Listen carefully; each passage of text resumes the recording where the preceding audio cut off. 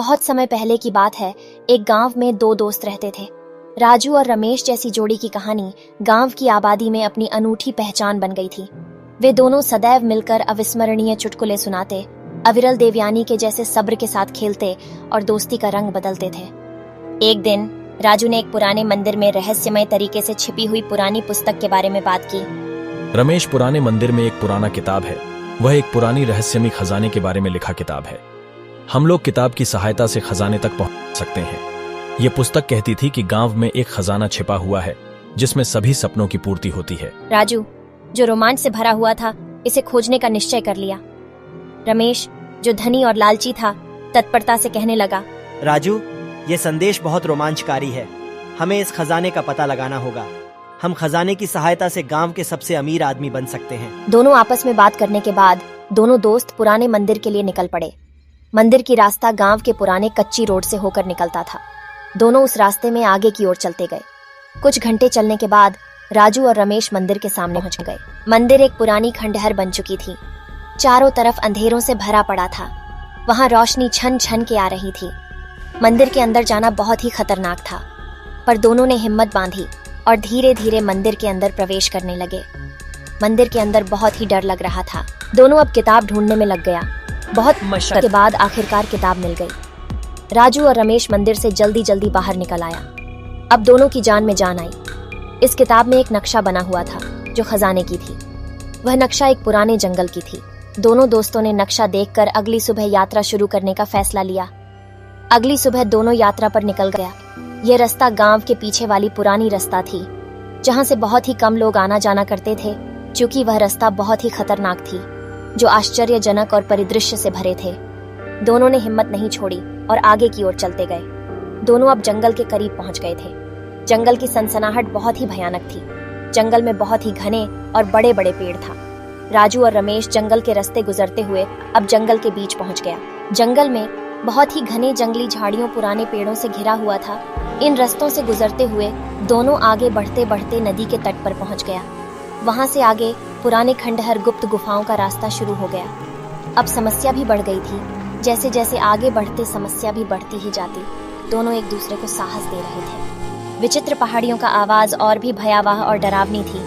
उन मुश्किल पहाड़ियों से बिना डरे गुजरते रहे। रास्ते में राजू हमेशा अपनी बुद्धि और संवेदनशीलता के साथ रमेश की सहायता करता था। अब जंगल में इधर उधर भटकते हुए बहुत समय बीत चुकी थी और मानो समय बीतने के साथ दोनों की समस्याओं की तो तेजी से बाढ़ उभरने लगी। लेकिन रमेश की लालच उसे उस खराब परिस्थिति में आगे बढ़ाने के लिए लालायित कर रही थी, जबकि राजू धीरज और सहनशीलता से जंगली रास्तों में आगे बढ़ने योजना बना रहा था और आगे बढ़ रहा था। अंततः राजू धीरे धीरे थक गया और विचारशीलता से बोला, रमेश, मुझे लगता है मेरी शक्ति और ताकत सिमट रही है। मैं अब आगे नहीं जा सकता। मैं पूरी तरह थक चुका हूँ। हमें थोड़ा आराम कर लेना चाहिए। अभी रात होने वाली है और आगे आने वाली रास्ता भी भयंकर है। राजू आगे आने वाली समस्या की गंभीरता को जान रहा था, इसलिए वह समय रहते घर वापस जाने की सोच रहा था। पर रमेश की लालच ने उसे अंधा कर दिया था। वह आगे आने वाली समस्या के बारे में नहीं सोच पाता है और राजू की बातों को ध्यान में नहीं लेता है। रमेश राजू को उस भयानक परिस्थिति में अकेला छोड़ आगे जाने की बात करता है। राजू रमेश को बहुत समझाने की कोशिश करता है। रमेश, यह जंगल बहुत ही भयानक है। इस जंगल में अकेले घूमना मौत के मुंह में जाने के बराबर है और समय भी बहुत बीत चुकी है। शाम ढलने को है। हम लोग घर वापस चलते हैं। तुम डरपोक हो। तुम्हें घर जाना है तो तुम जाओ, मुझे नहीं जाना। मैं बिना खजाना लिए घर नहीं जाना चाहता हूँ। मुझे जंगल में अकेले जाने में डर नहीं लगता है। मैं अकेला ही चला जाऊंगा। मैं सारा खजाना अकेला ही लेके आऊंगा।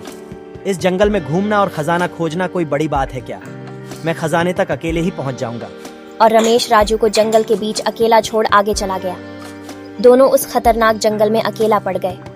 राजू, जो अब थक चुका था, उसने अपनी हिम्मत नहीं खोई और अब वह अकेला घर वापस जाने के लिए अपनी रास्ते पर निकल जाता है। वह आराम पाने के लिए अपने घर की ओर लौट गए। समय बीतते गए और रमेश अभी तक खजाने की तलाश में लगा हुआ था और साथ ही जंगल बहुत ही भयानक था और अकेला उसका आत्मविश्वास और उसकी शानदार योजना धीरे धीरे कमजोर होती जा रही थी। खजाना को बहुत खोजने के बाद भी रमेश के हाथ नहीं मिला। रात होते ही वह अकेला जंगल से जल्दी जल्दी में परेशान और निराश होकर जंगल से बाहर आया। तब जाकर रमेश की जान में जान आया। रमेश धीरे धीरे घर वापस लौट आया। उसे मालूम था कि उसने राजू को धोखा दिया है और उसे खजाना भी नहीं मिला। रमेश समझ गया कि वह अपनी गरिमा और सम्मान खो चुका है। राजू ने रमेश को देखा तो उसे संतुष्टि मिली और राजू ने प्रेम से रमेश के पास जाकर कहा, रमेश, आपने किस तरह ये सोच लिया कि आप अकेले इस काम में सफल हो जाएंगे? दोस्ती और सहयोग ही हमारी ताकत है।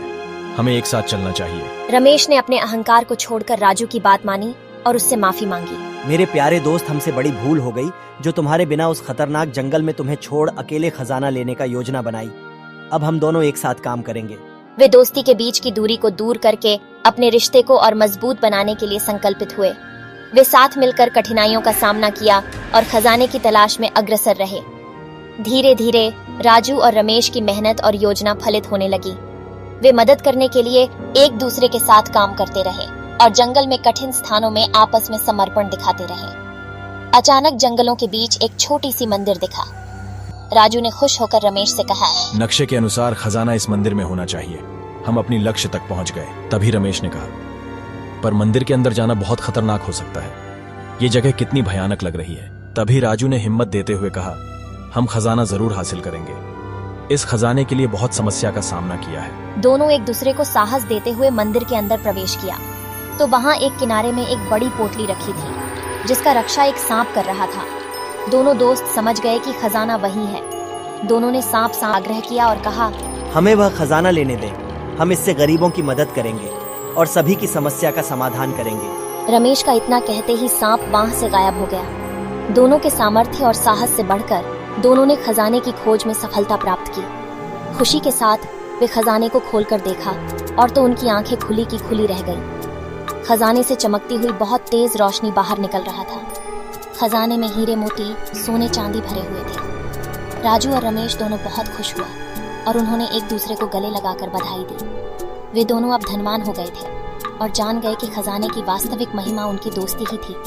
इस कहानी से हमें यह सीख मिलती है कि धोखेबाज और लालची दोस्त से सतर्क रहना चाहिए। दोस्ती का संबंध विश्वास योग्यता, समर्पण और साझा संकल्प के आधार पर बना होना चाहिए। साथीत्व हमेशा अहमियत रखता है, जबकि लालच और धोखेबाजी हमारे रिश्तों को बर्बाद कर सकती है।